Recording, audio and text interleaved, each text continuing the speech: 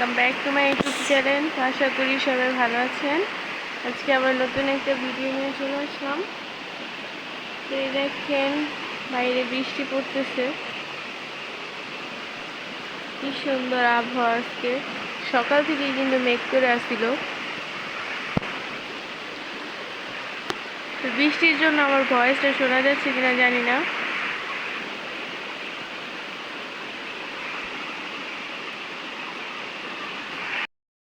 এই দেখেন আকাশটা কি সুন্দর, ক্যামেরাতে কেমন দেখা যেতেছে জানি না। জুনাই না বৃষ্টি দেখতেছে। কি খাও জুনাই না? কি খাচ্ছ? জিলাপি?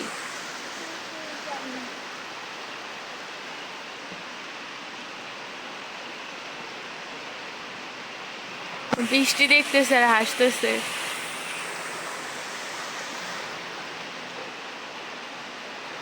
যে বাইরে কি পড়তেছে? বৃষ্টি? বাইরে বৃষ্টি পড়তেছে?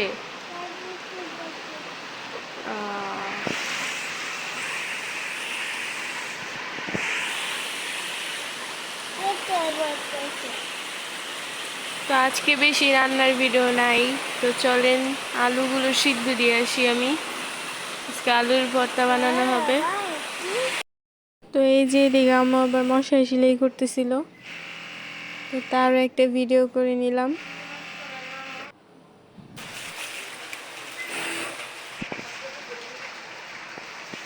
তো এই যে এদিকে ডাল গরম করতেছি।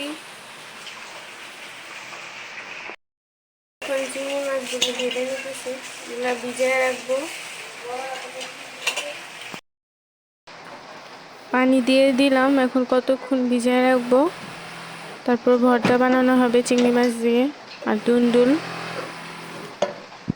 এটা ভিজিয়ে রেখে দিলাম।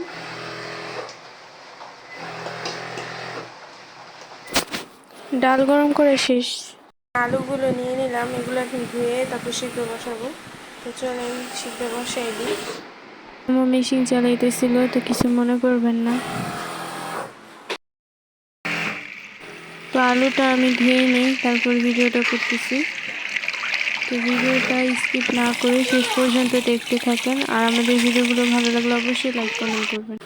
তো এই যে আলু ধোয়া শেষ, এখন সিদ্ধ বসাই দিব। তো এই যে পানিটা দিয়ে দিলাম, এখন আলুগুলো দিয়ে দিব। তো পানিটা আরো কমায় দিতে হবে, তো পানিটা কমায় নিলাম। তো এখন আলুগুলো সিদ্ধ হোক, তারপর আবার আসছি আপনাদের মাঝে। তো এই যে এখন দুন্দুলগুলো কেটে নিয়েছি এদিকে, আর এদিকে মরিচ দেখেন কি করতেছে। জানি না।